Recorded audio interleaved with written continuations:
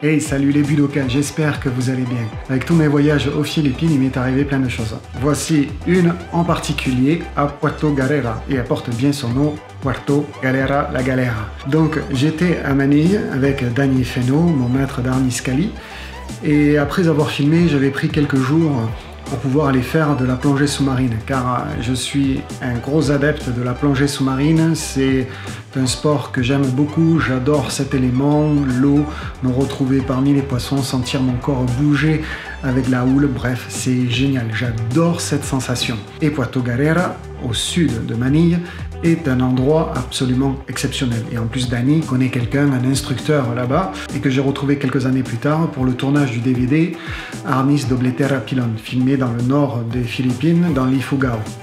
J'emprunte la voiture de Danny et il me dit, bon, mais il n'y a pas de souci, tu prends l'autoroute, tu sors à droite, à Santa Rosa, et après, tu vas tout droit. Quand tu vois le gros rocher, tu tournes à gauche. Oui, oui, vraiment, c'est comme ça qu'il m'a expliqué. Donc, et après, tu continues tout droit. Tu vois un grand arbre qui part en V avec un côté beaucoup plus touffu. Mais tu pars sur cette gauche. Tu vas arriver à un lac avec au milieu les volcans. Tu vas t'en rappeler. Et là, tu pars à droite. Tu longes le lac. Et après, tu vas tout droit. Et tu vas arriver au Forgeron. Et après du Forgeron, tu pourras aller directement à Batangas. Donc ma destination Batangas pour prendre le ferry pour aller directement sur Puerto Galera. Donc je vous explique même pas, hein, sans GPS, sans carte, parce que les cartes, il n'y en a pas vraiment. Et GPS, c'est même pas la peine d'y penser. Donc j'ai quand même fini par y arriver. Hein. Ah ouais, au lieu de prendre 2 heures pour y aller, j'ai dû en mettre 5 heures, mais bon, ça c'est pas grave, je suis quand même arrivé. Donc j'ai fait mes emplettes chez le forgeron, et d'ailleurs c'est cette fois-ci où après je suis rentré par la Chine et que je me suis fait arrêter en Chine avec mon sac rempli d'armes. Si t'as pas vu cette vidéo, il faut que tu cliques sur ce lien. Bref, donc je fais mes emplettes, je pars et je vais en direction de Batangas. Donc je laisse la voiture sur un parking, enfin un parking, dans le jardin d'un particulier qui, pour se mettre un petit peu d'argent de côté, fait occurrence de parking, ce qui coûte beaucoup moins cher. Mais bon, les voitures sont super serrées quand même. Donc je laisse la voiture, je pars pour aller acheter mes billets, et là on me dit, ah ben non, il n'y a plus de tout de ferry. Demain, c'est sûr, après-demain, peut-être, mais c'est pas sûr. Bah ouais, il y avait un typhon, donc j'avais tout gagné.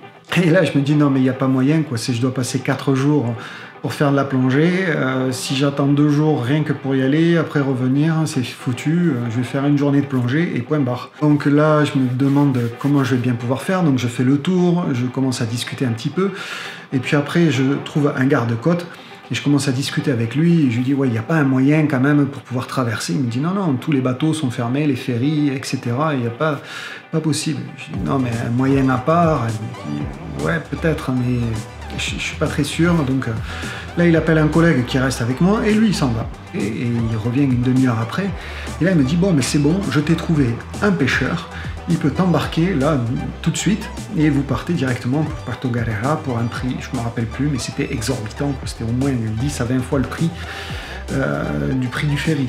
En même temps, le prix du ferry, c'était pas grand chose, hein, ça va être 4 ou 5 euros, mais bon, là on devait être proche des 100 euros, quelque chose comme ça. Donc ça faisait quand même excessivement cher. Et je dis bon, ok, alors on va voir. Donc, et là on part dans les ruelles autour du port. Et comme vous savez, un petit peu partout dans le monde, les rues autour des ports sont pas super bien fréquentées. Donc j'arrive dans ces espèces de petites rues. C'était un vrai labyrinthe. Et j'avais l'impression que j'étais dans un labyrinthe. C'est étroit, d'accord? Je passais juste les épaules. Et ça tournait à droite, à gauche, ça montait, ça redescendait. J'avais l'impression que ça arrivait jamais. Puis si, quand même, je suis arrivé juste au bord, puis il y avait un bateau avec une équipe, et là je rencontre le capitaine. Donc on commence à discuter, négocier le prix, je réussis à négocier un tout petit peu, mais pas grand chose, mais bon. En même temps, je voulais pas repartir sur Manille, je voulais vraiment faire la plongée. Quitte à, bon ben tant pis, hein, si j'avais un peu d'argent, ben, j'achèterais moins de t-shirts souvenirs. Nous voilà partis. Normalement, le ferry, c'est 1 heure environ. Au bout de 2 heures, une mer déchaînée, le ciel assombri et qui commençait vraiment à tomber et faire nuit. Et là, je me dis, mais je vais jamais arriver. Bon, je veux bien que ça mette plus de temps, mais quand même. Hein. Mais ça arrivait pas, ça arrivait pas. Et on voyait les creux dans tous les sens. Et moi, j'étais dans la banca. Donc moi, j'étais dans ces bancas et ça bougeait dans tous les sens. J'étais vraiment pas bien. J'avais mon sac avec ma caméra qui était devant et j'avais mis par-dessus plein de t-shirts, des pulls pour pouvoir les protéger contre l'eau, parce que même si j'avais une petite housse de protection anti-pluie, c'est anti-pluie, pas anti-vague.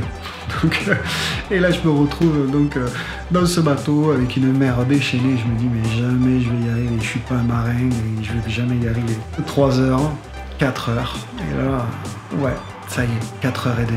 4h30 pour faire un trajet d'1 heure. On est arrivé, il faisait noir. On voyait juste les lumières, c'est des habitations. On débarque sur la plage. Là, hop, je vais retrouver Marc. Et j'ai pu passer mes 4 jours de plongée et ce fut extraordinaire.